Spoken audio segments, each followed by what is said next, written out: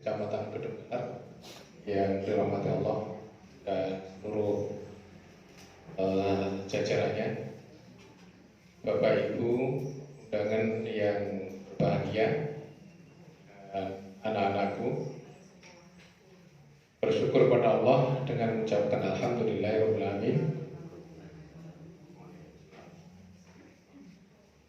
Bersolawat kepada baginda Rasulullah dengan mengucapkan Allahumma sholli ala sayyidina Muhammad wa ala alihi.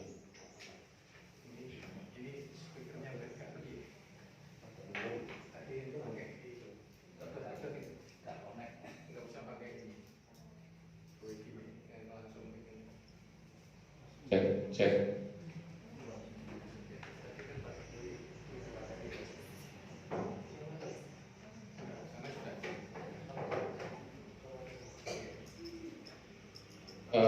Baik, mohon izin ya, Bapak Ibu yang dirahmati Allah. Ini pengalaman pertama bersama panjenengan, dan pagi ini saya ajak teman, insya Allah 5 ya, untuk bisa bergabung di sini. Tapi pengharapan saya yang senior-senior ya baca absen. Jadi menurut saya KAP ini, atau dengan kata lain kajian Islam ini, ya disinilah ruhnya, kekuatan kita untuk mengembangkan, memperbesar keanggotaan di PCMD Tunggal. Saya belum melihat cara lain untuk biar struktur ini lebih ngerembokok, bisa nambah atau bisa mengambil anggota yang pernah ada dan kemudian hijrah. Itu tidak ada kata lain, salah satu cara yang kajian keislaman. Nah, karena itu kita berharap ya mudah-mudahan ke depan tadi, tapi memang kita harus punya target Pak Ketua.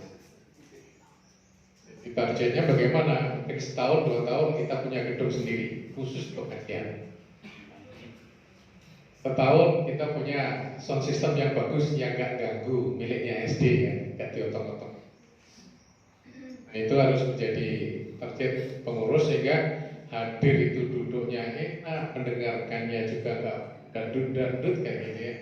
Segisi rapatnya jelas, baiknya pedot-pedot itu bikin kapal baik. Baik, langsung karena waktunya sedikit.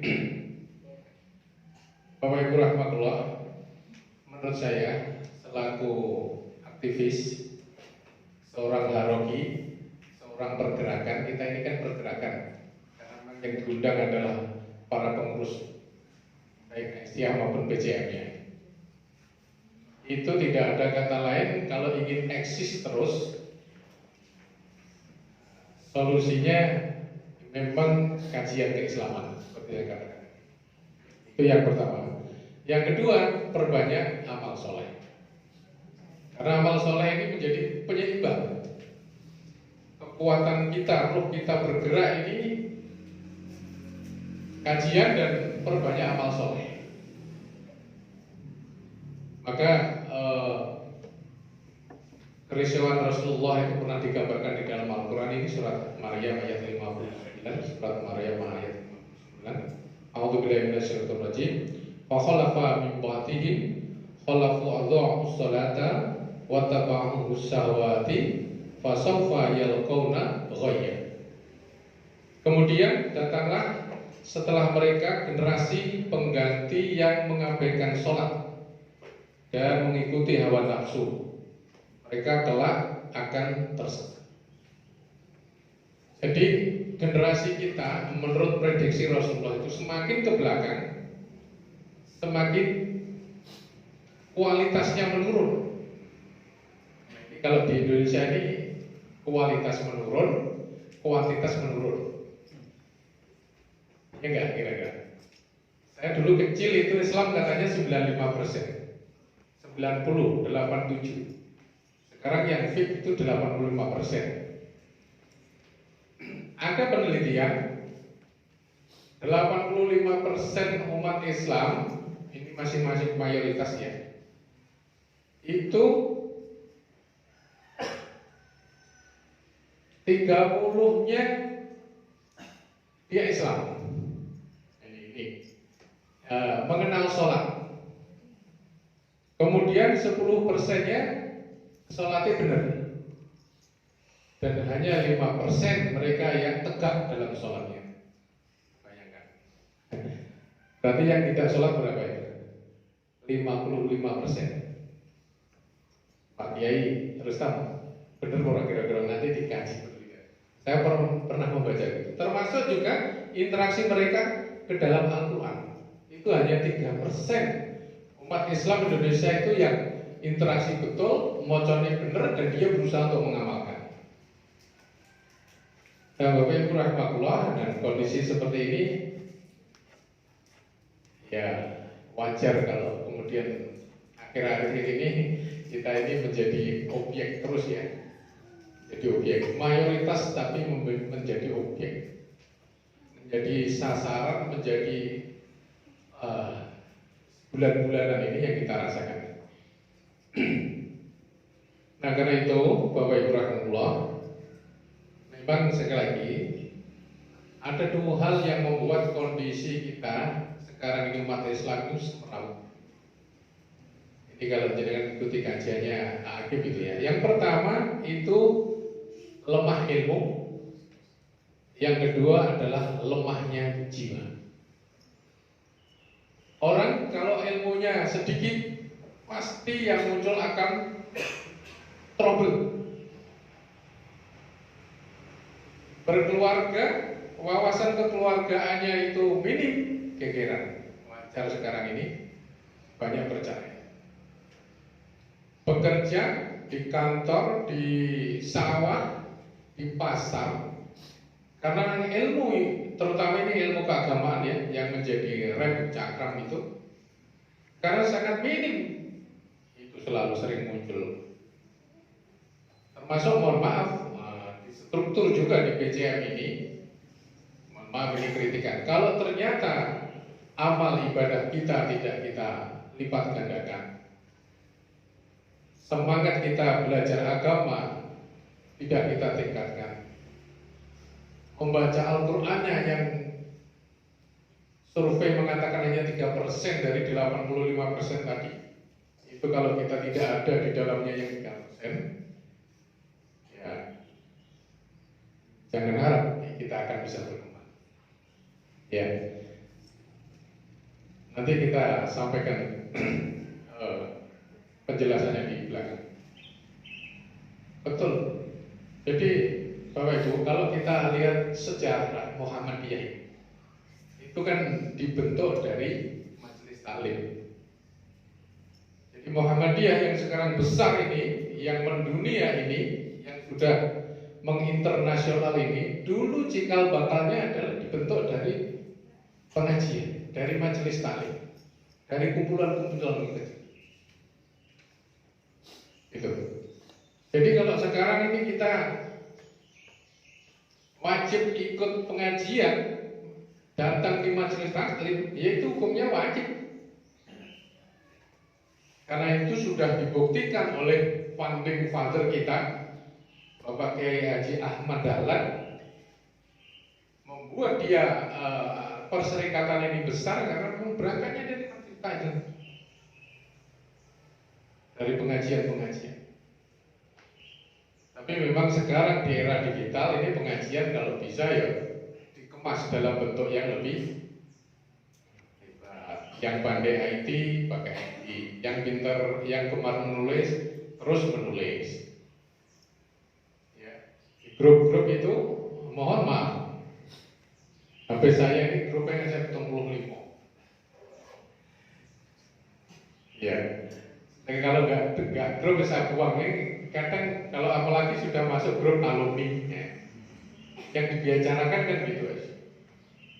Menurut saya pembicaraan yang sangat tidak mutu. Tapi kalau keluar kita ya dirasani, nyoba masuk itu, saya tugasnya hanya nginceng ya. Hanya ada 2 grup yang saya memang aktif Saya mencoba menulis, memberikan wawasan apa politik, apa pengetahuan agama, atau masalah cinta. Tapi itu yang menurut saya memang saya kemas yang bermutu. Ya, ada yang suka, ada yang nggak suka. Tapi saya yakin kalau orang itu fitrahnya bagus, lama-lamanya dia akan senang dengan sesuatu yang baik. Itu spirit saya. Jadi kita harus berpikir ke sana. Sekali-kali jangan juga kajian akad pagi di sini. Yang ketika masuk suasana seram itu sudah terbayang. Meja kanan kiri, soal yang ngaki-ngaki kayak gitu. Gak enak nih. Ya. Sekali-kali juga gitu. Kemana gitu ke Lawu, kajian tadabbur alam sana. Gitu. Memang harus dikembangkan mengikuti perubahan zaman yang sekarang. Bapak Ibu rahmatullah, karena itulah kenapa Muhammadiyah yang besar yang berangkat dari kajian itu, tugas kita adalah menindaklanjuti jariah Mbah Ahmad Dahlan. Salah satu bentuk penghormatan seorang anak kepada orang tua itu kan melanjutkan perjuangannya yang baik. Makanya salah satu bentuk pengabdian kita perserikatan ini sebagai struktur di bawah kepada para pendirinya, ya kita lanjutkan kajian itu sebaik mungkin, semodern mungkin. Bagaimana tidak membuat jenuh? Kita kalau 17 Agustus itu meragati pakai dangdut, pakai bal-balan, mati-matian, bal-balan. Ruh kita itu di sini startnya. Bagaimana pengajian ini kalau perlu kita biayai dan profesional. Mohon maaf, saya itu termasuk sebenarnya kalau misalnya ini bukan untuk saya, Pak. Ada ustaz datang pengajian ini ditop nih. Umpamanya toh nggak pernah diperhatikan dari sini.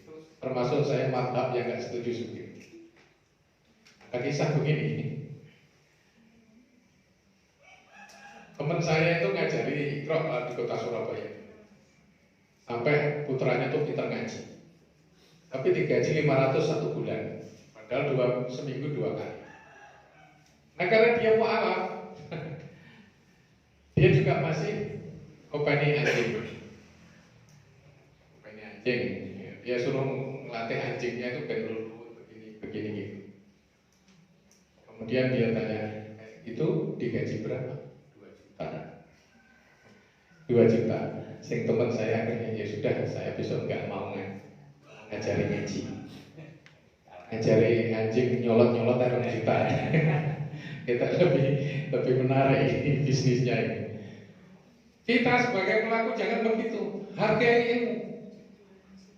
Dia seorang yang memiliki keluarga, dia mengorbankan semuanya, pikirannya, tenaganya, hartanya, bahkan rupiahnya ketika hadir itu biar bisa ilmunya bermanfaat, itu usahanya luar biasa nih kayak. Oke. Yang nggak boleh itu menurut UAS dan UWAH itu kan ketika narik di depan. Itu jelas nggak boleh. Jadi pengertian dari timnya ownernya yang CEO-nya ini yang paham. Dia undang mubalik, undang sponsor, pendapatannya miliaran ya mubalik. Era kata saya mungkin pelajaran ilmu, pelajaran profesi. Ya benar aku mau melatih hasil yang nyolot 2 juta. Bapak Ibu, nah karena itu tugas kita di samping menjaga struktur ini eksis, pengembangan, tugas kita juga bagaimana mengembalikan adik-adik kita, anak-anak kita ini. Dia seneng ngaji, wayai sholat gelem neng masjid. Ya, seperti kultur dulu yang kita rasakan itu. Habis maghrib itu no HP, no TV. Nah, malam Jumat yang lalu saya tuh ngecamp di Cemorosewu. Ternyata di sana itu dahsyat. Jadi habis maghrib itu dari kantor itu disiarkan jenengan nanti bisa lihat. Jadi speaker yang keras itu menyiarkan. Assalamualaikum warahmatullahi wabarakatuh, Bapak Ibu, mohon sekarang ini waktunya jam sekian sampai jam sekian. Jauhkan putra putri panjenengan dari HP, dari TV, dan belajarlah. Belajar itu diulang 3 kali. Beda saat ini. Apa hanya karena hari malam Jumat, malamnya itu masih begitu. Nah, ternyata memang peka. Jadi pengurus desanya itu peka, dia nasihati itu lewat speaker itu kalau malam-malam begitu. Setiap malam berarti itu. Jadi tugas kita bagaimana generasi yang akan menggantikan kita ini besok itu benar-benar itu menghidupkan kembali suasana masjid, suasana rumah, suasana akhlak yang islami. Ini makanya SD 1 Muhammadiyah di sini memang menurut saya memang akhlak, disiplin, ibadah itu harus menjadi program terdepan itu. Bagaimana anak itu setiap ketemu orang lain itu lebih tua, dia membiasakan diri untuk ucapkan salam. Syukur mau jabat tangan, putra-putra, putri-putri. Itu luar biasa nanti pengaruhnya di masyarakat. Karena kalau kita mau jujur, banyak orang tua itu kadang-kadang kalau orang tuanya belum stres loh ya. Kalau orang tuanya masih normal, melihat anak-anaknya itu susah diatur, dia pasti stres. Tapi kalau ada anak kok akhlaknya luar biasa, nggak usah dilihat jauh-jauh, orang tuanya sudah sebenarnya sudah dalam kondisi klimaknya. Ya, apa dibilang stres gitu ya. Bapak Ibu rahmatullah, kita lihat ya program prioritas PP Muhammadiyah 2022-2027 itu ada 8. Ini saya sampaikan yang 2 yang terkait dengan tema ini ya. Yang pertama itu penubuhan paham Islam dan karakternya. Program prioritas PP Muhammadiyah itu ada 8 program. Saya ambil 2. Yang pertama adalah peneguhan paham Islam dan karakternya. Ini artinya apa? Jadi kita belajar agama itu diusahakan tuh sampai detail, sampai tuntas. Tapi tidak kaku-kakuan. Faktanya di dunia Islam ada 4 mazhab fikih. Kalau di kita kan tidak bermadhab ke satu ya. Jadi 4-4-nya itu bisa kita gunakan sesuai dengan situasi di lapangan. Karena memang itu juga disahkan. Ya, jadi kita membiasakan belajar Islam itu tuntas. Tuntas. Dan juga harus memiliki karakter khusus. Ya, karakter khusus. Bapak Ibu, kita ini kalau mau belajar Islam di YouTube, di Google itu yang nggak ada apa. Semuanya ada. Semua ada. Tapi bagaimana kita belajar agama itu tetap mencari keberkahannya. Keberkahannya siap bagaimana? Memiliki guru. Kenapa memiliki guru? Biar terjadi diskusi, feedback. Sehingga keputusan akhir itu bukan berdasarkan nafsu, tapi sudah hasil ijtihad kelompok. Itu tidak salah yang begitu. Meskipun kualitas hasil ijtihadnya mungkin tidak 100 nilainya, tapi dengan bersama-sama berdiskusi, mengkaji bareng-bareng, memutuskan dijalankan selamat dari salah, insya Allah. Dan disitulah makanya orang ngaji kalau tidak ada gurunya dibilang gurunya setan, itu begitu. Dia baca di medsos, sesat putuskan, oh ini ngaji lagi, aku nggak senang, aku senang iki, lagi. Nah, disitulah akhirnya gurunya adalah nafsu. Bahaya kalau begitu. Ya, jadi keberkahannya itu mencari guru.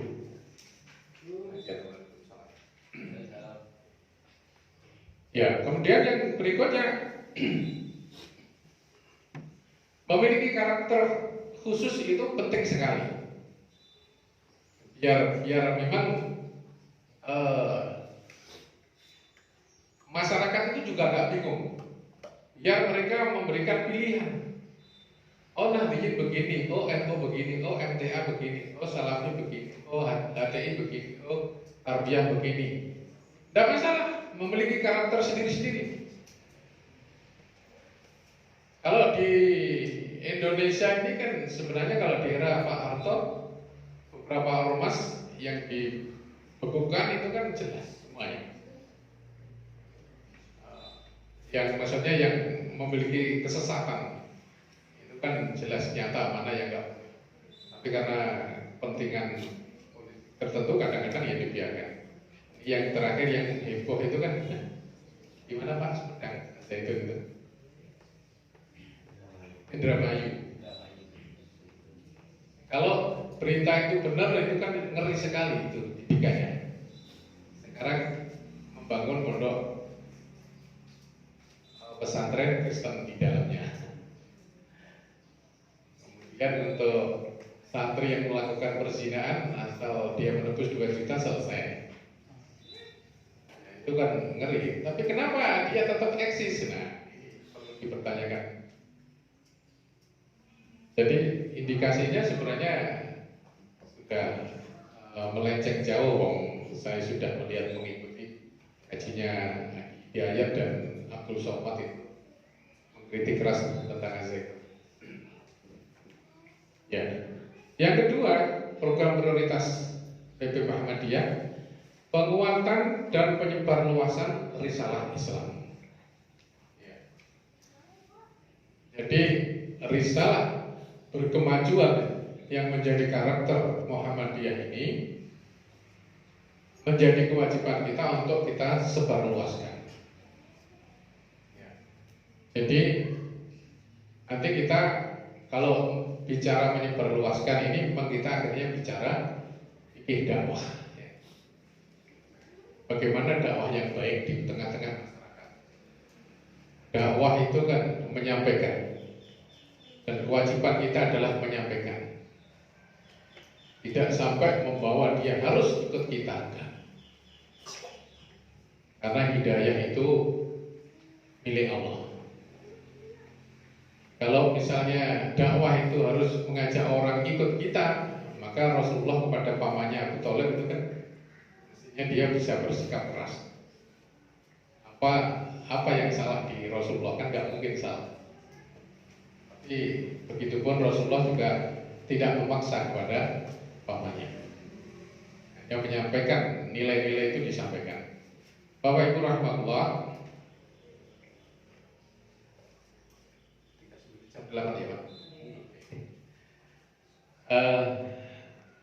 Ini Ibnu Katsir itu ketika memaknai surat Al-Asr ya, wal asri innal insana lafi khusr ya, terusnya itu Al-Asr itu dimaknai adalah aktivitas yang baik maupun yang buruk. Semua yang beraktivitas, bekerja misalnya, berdagang, menghabiskan usia, berprofesi sebagai guru, tergolong dia tuh tersesat dari kebenaran, kecuali dia mepet di dalam keimanan kepada Allah, kecuali dimepet dengan niatan beramal soleh. Ibnu Katsir. Jadi kita harus hati-hati. Termasuk juga jangan-jangan kehadiran kita dalam KP ini tidak dalam rangka ketaatan kepada Allah. Sesat itu. Iya loh, coba kita datang, ternyata ketika duduk di sini mikir, apa kayak sih? Orang tengkok. Sesat itu. Aku lo rajin tekan sendiri terus misalnya. Jadi kalau sudah bicara keikhlasan kepada Allah, tidak ada unsur yang seperti itu tidak ada. Ikhlas itu kalau sudah disandarkan kepada Allah, ya sampai nanti mandal ayat. 10 tahun lagi diungkit-ungkit hilang meneh gitu. Aku di 2023 11 Juni misalnya datang ngaji, hilang lagi. Ya sudah dimepek, serahkan kepada Allah, menjadi amal ya sudah lupa. Makanya ilustrasi orang ikhlas itu ya ketika kita habis dari belakang. Ketika belum plus, wis ora dieling-eling meneh. Kalau sampai dieling-eling meneh itu ya bangetan kan. Ya itu seperti itulah ikhlasnya. Bapak Ibu rahmatullah, Abu Dzar itu pernah bertanya kepada Rasulullah di dalam surat Al-A'la itu, Suhufi Ibrahim wa Musa. Ya Rasulullah, apa sih isi suhuf suhuf Ibrahim itu? Dan apa isi suhuf Musa itu? Jawab Rasulullah, suhuf Ibrahim itu semuanya isinya tentang hikmah, dan suhuf Musa itu isinya tentang pendidikan. Bapak Ibu rahmatullah, jadi suhuf Ibrahim itu tentang hikmah ya.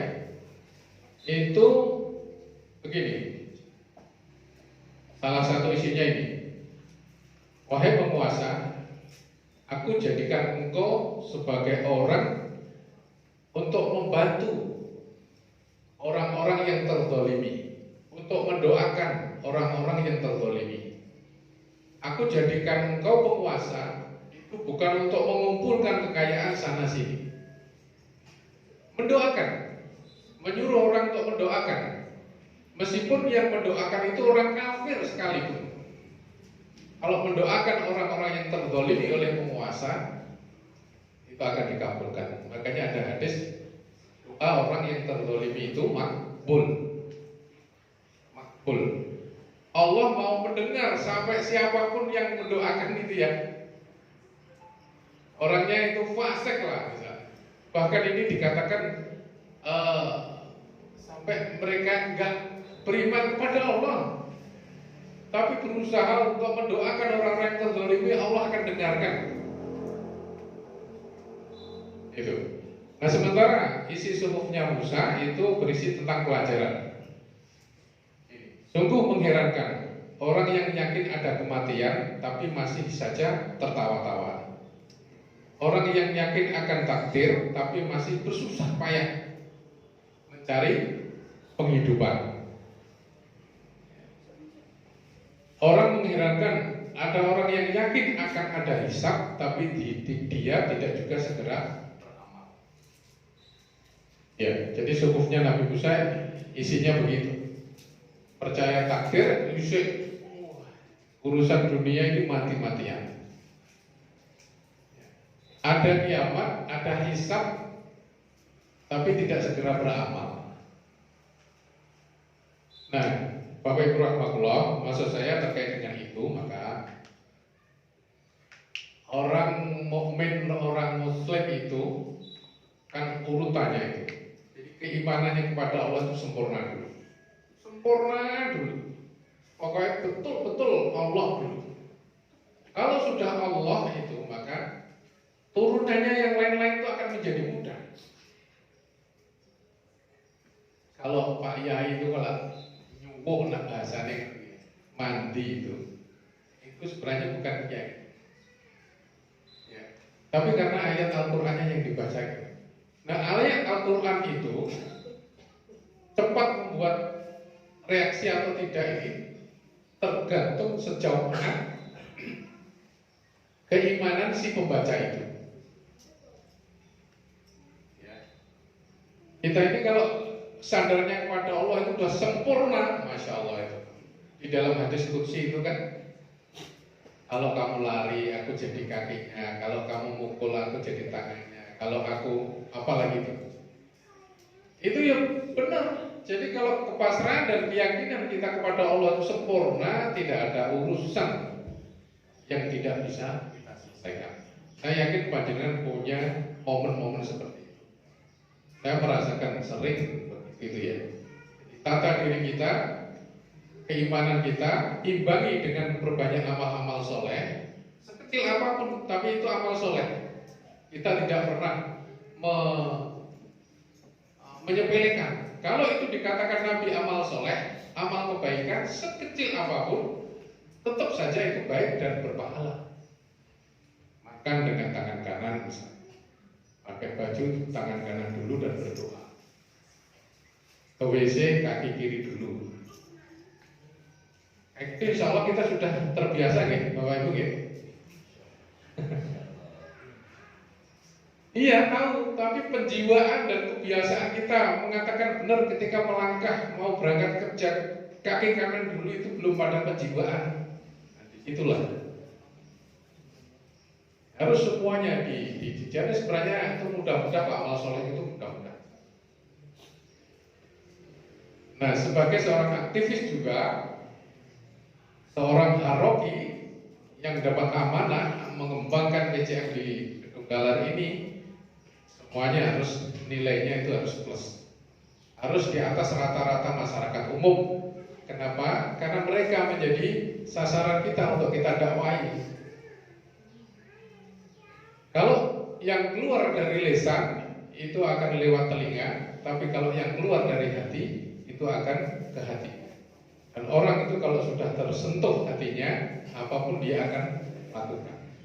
Makanya dakwah-dakwah kita itu harus bahasa hati. Dalam hal ini adalah bahasa keikhlasan, ketulusan. Insya Allah tembus pada orang-orang yang kita ajari.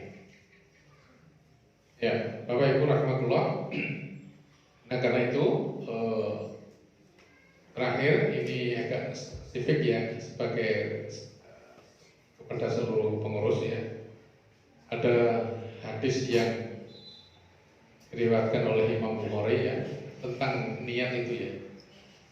Jadi garis besarnya aja, kalau niatnya hijrah karena Allah dan Rasulnya ya dapat Allah dan Rasulnya. Kalau niat hijrahnya karena perempuan ya nanti dapat perempuan, karena harta dapat harta dan seterusnya. Ini itu hadis Sahih Bukhari ya. Nah terkait dengan ini maka struktur itu harus benar-benar meletakkan motivasi. Gerakannya itu jangan salah, motivasinya jangan salah. Karena kalau salah, ya nanti sasarannya berhentinya juga akan salah. Sasarannya salah, hasilnya juga akan salah. Ya, itu wajib, nah, menurut saya wajib dilakukan. Karena kalau kita melihat harokah-harokah yang lain itu sebenarnya tidak sebesar Muhammadiyah. Tapi kenapa mereka itu dahsyat? Dia 1, 2 itu muternya tenanan, tulusnya tenanan, pengorbanannya tenanan. Nah, kita strukturnya udah buahnya ada 13 anggota buah, itu muter kabeh dengan administrasi yang rapi, pemetaan yang rapi, itu dahsyat. Kita ini sudah diakui negara itu hormat kepada kita. Jadi menurut saya sebenarnya lebih mudah. Hanya memang ke internal, ke dalamnya yang harus ditata. Bapak Ibu rahmatullah, ada beberapa alasan kenapa kita penting bergabung dalam Ormas KK. Ini saya sampaikan. Mungkin di buku nggak ada, tapi ini pengalaman nanti bisa didiskusikan. Pertama, kenapa kita ikut Ormas keagamaan? Satu, menjaga semangat beribadah. Ya, kita bisa rasakan. Faktanya kadang-kadang kita ibadah sendirian itu ya sah-sah. Begitu ada temennya, bagus. Kenapa puasa Ramadan itu begitu enteng? Karena semua semangatnya puasa. Tapi kalau puasa Syawal angel berkuliah di makan teko. Senin Kamis juga begitu. Ada yang puasa, ada yang tidak. Padahal pekerjaan volumenya mungkin sama, tapi karena semangat sama-sama menjadi enteng. Ya. Jadi itu untuk semangat beribadah ini kembalinya ke beramal lagi. Ketika temannya banyak, ya insya Allah kita menjadi. Yang kedua, tetap mendapatkan kurikulum yang jelas. Ini. Panjenengan alumni pondok misalnya, kemudian mengembangkan pengetahuannya sendiri, tapi tidak include kepada atau ormas sendiri, nggak berkembang. Tapi dengan di sini ada kurikulum yang jelas, ilmu bisa terus bertahap, bertambah, tidak mengulang-ulang, sehingga progresnya itu jelas. Alah Pak, yang penting kan belajar agama. Iya, nanti kembalikan ke nomor 1. Kalau DWA semangatnya sidik, kadang-kadang kita loyo. Ini kan sholat di masjid, menjadi imam, saya yakin nggak akan seperti di rumah ya. Ikhlas anas, ikhlas anas. Itu jilid-jilid barwis dengan kadang-kadang. Faktanya di masjid kita lebih berlama-lama, pikirnya berlama-lama kan gitu. Yang ketiga alasannya, identitas sebagai Muslim menjadi jelas. Jadi dengan bergabung ke salah satu misalnya kalau ke Muhammadiyah, identitasnya jelas. Dan itu penting Bapak Ibu. Karena Rasulullah sudah meramal nanti kita ini firqah ada 72 kayak Pak Yai. 72. Dan kalau kita dihitung di Indonesia ini misalnya ada berapa ini yang jelas-jelas? Paling kisaran di angka 14-17, masih banyak.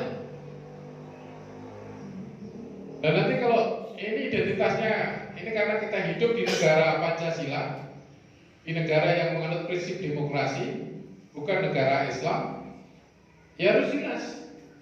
Kalau tidak jelas ya faktanya juga begitu tuh ya itu. Faktanya itu penting. Yang keempat, menjaga silaturahim. Bapak Ibu, ini sebenarnya sepele sebenarnya silaturahim. Padahal hadis Rasulullah itu siapa yang menjaga silaturahim itu kan banyak sekali dampaknya, dipanjangkan umurnya, dibuka rezekinya, diberi rezeki dari arah yang tidak diduga-duga. Genah, kalimatnya genah.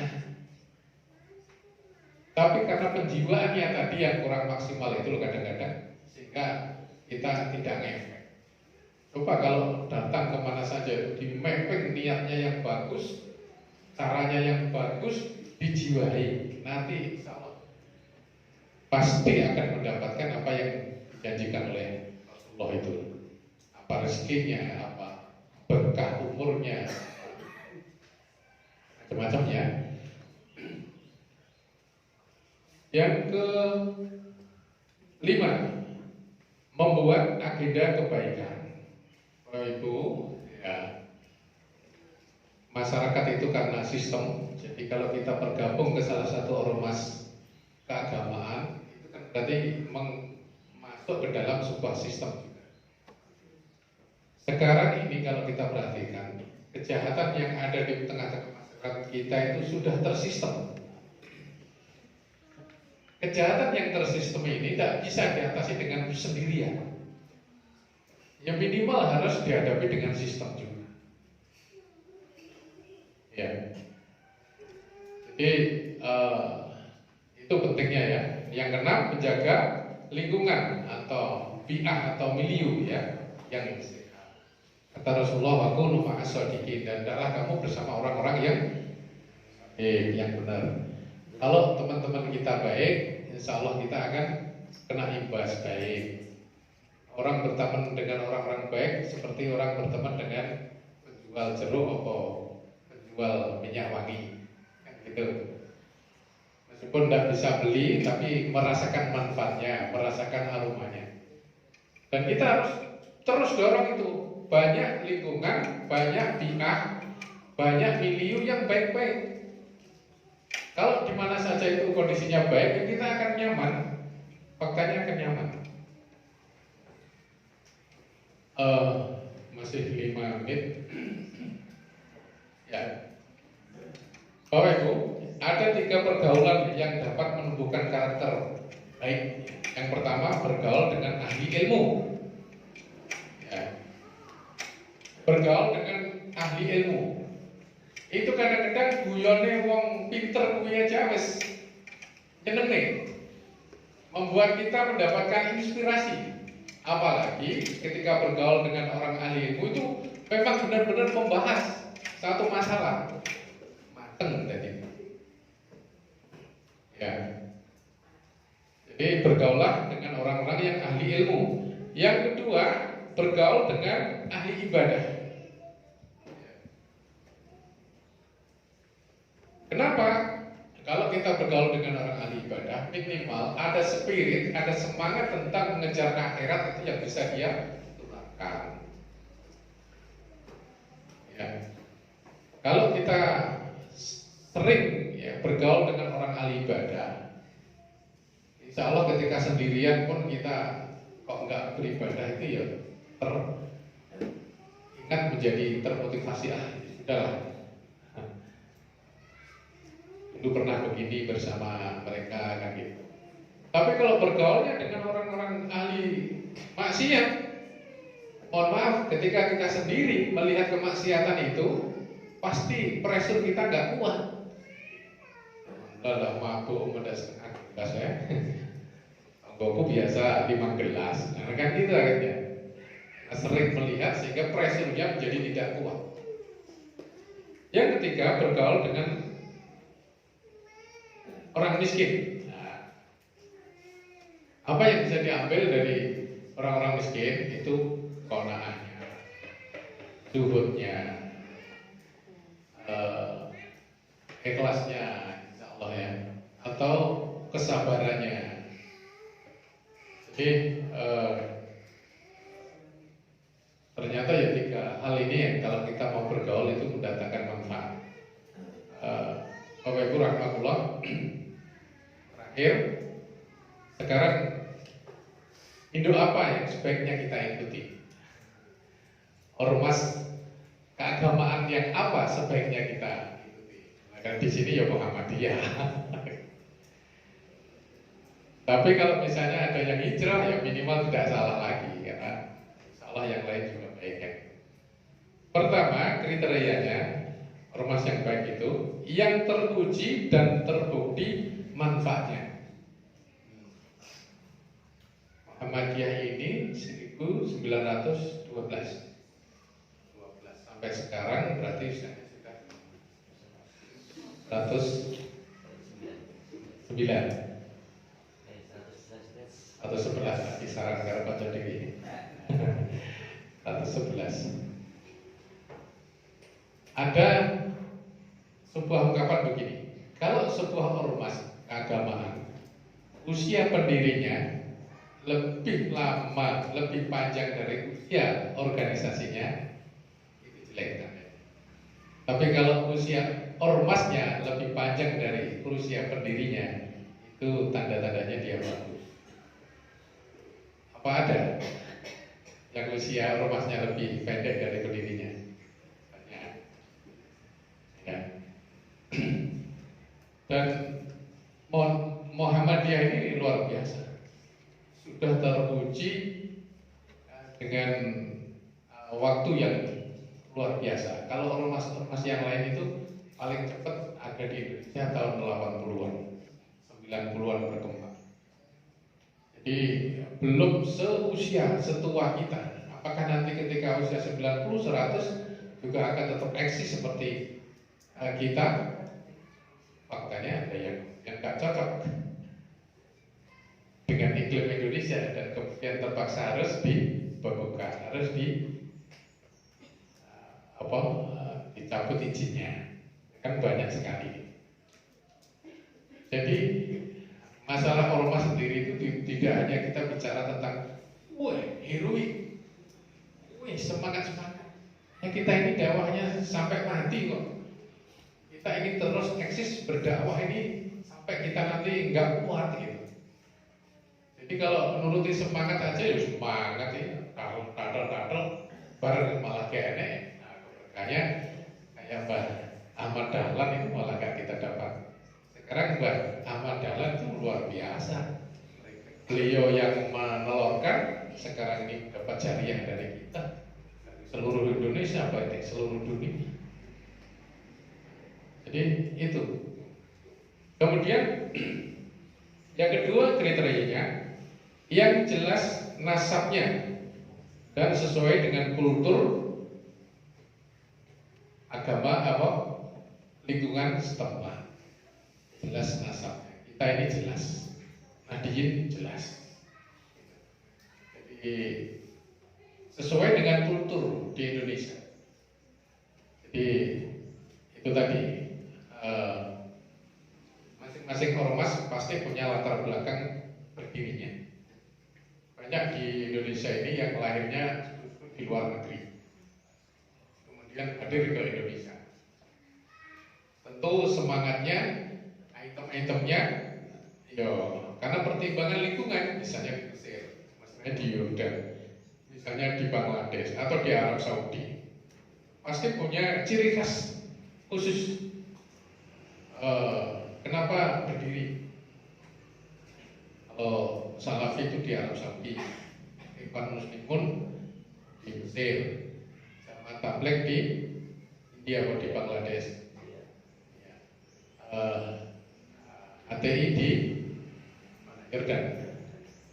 Jadi punya background sendiri. Jadi kalau teman kita yang mohon maaf yang misalnya Salafi karena di Arab Saudi ya tegak lurus pada pimpinan karena memang sana kerajaan.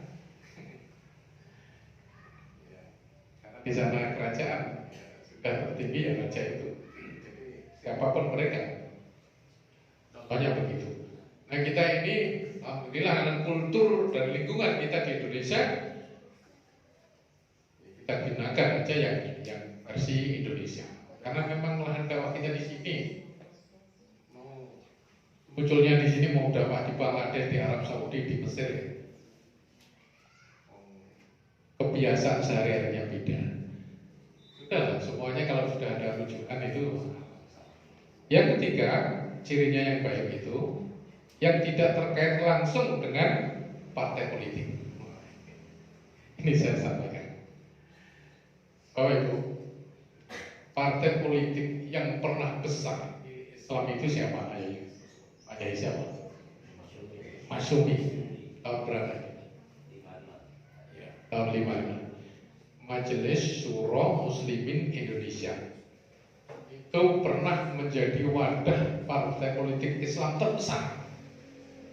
Di dalamnya gabungan dari semua ormas, Muhammadiyah, ada NU, ada Persis, ada SI, ada, pokoknya di situ kamarnya banyak.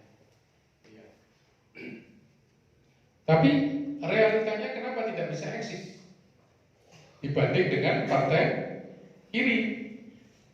Kalau Masyumi itu merangkum keinginan anggota, tapi kalau partai kiri ini merangkum populasi penduduk, makanya sekarang jagoan.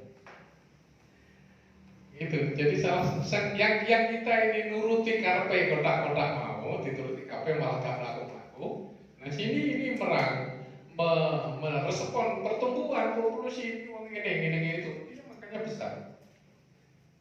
Makanya 2009 itu pernah ada gabungan partai-partai politik Islam itu digabung jadi siji tidak lebih dari 30%. Bahkan mohon maaf ini prediksi 2024 katanya hanya 20% gabungan dari partai-partai Islam. Jadi kalau sudah satu sisi dakwah kelet-kelet dengan politik-politik nanti mentok ketika di lapangan. Makanya yang terpenting adalah bentuk isi jiwa-jiwa kita sebagai mukmin yang bagus. Dan memang kalau sudah baik orangnya, kan terjun di politik boleh menjadi orang yang bisa mengambil kebijakan, membuat kebijakan. Karena satu orang soleh membuat kebijakan ini yang manfaatnya kan luar biasa. Orang soleh bikin masjid mungkin bisa membuat satu masjid, tapi orang soleh yang bisa membuat kebijakan, dia bisa membuat 1000 masjid. Dasarnya di sana, itu penting juga. Banyak yang bagus, jadilah pemimpin. Nah, menurut kita sekarang ini ketika ngomong politik, serasa ngomong politik stres ya, bukan politiknya yang salah. Mungkin pemahaman kita yang belum luas. Itu ilmu Rasulullah mengajar. Siasa kan juga ajaran Rasulullah. Kalau kita memang belajar dengan baik. Bapak Ibu, rahmatullah, alhamdulillah. Waktunya habis. Itu perkenalan dari saya. Saya ini Kedungwaru, dari MI Kedungwaru ke timur 50 meter ada masjid kan jalan. Kalau lewat Pinara, mudah-mudahan bisa ketemu di rumah. Aku lupa lihat apa astagfirullah. Assalamualaikum warahmatullahi wabarakatuh.